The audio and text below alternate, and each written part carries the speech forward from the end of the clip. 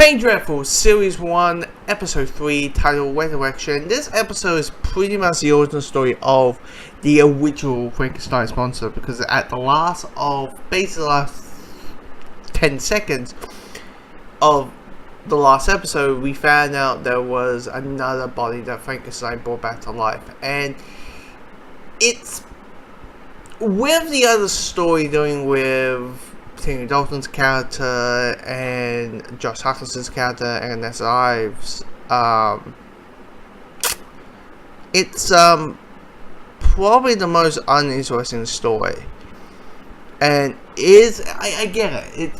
You kind of know what it's going to attend. It's going to be a body coming alive, freaking out, then observing the world, and then entering into the world, getting fearing people without even doing anything, and then finds a new home that accepts this case of theater. It just feel like I don't say being and done that, but it's just like uninteresting to the point of to the sad thing is the Frankenstein's monster story.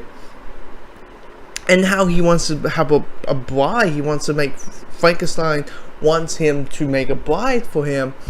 You're like, I don't really. You just feel like, okay, this is just being there, done that a little bit, and it kind of drags the rest of it. And I'm going to be a broken record. Again and again and again.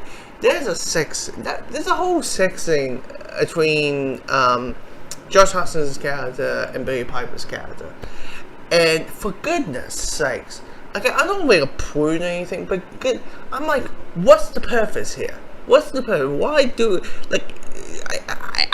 I get it? It's Hollywood, so there's two attractive people having fake sex, but what is the narrative purpose here? Nothing. Except, she's coughing blood, and said, are you getting yourself fixed, or are you getting better, or you know, except out of that, there's no purpose. There's no purpose whatsoever. And it's kind of like, okay, why are we here?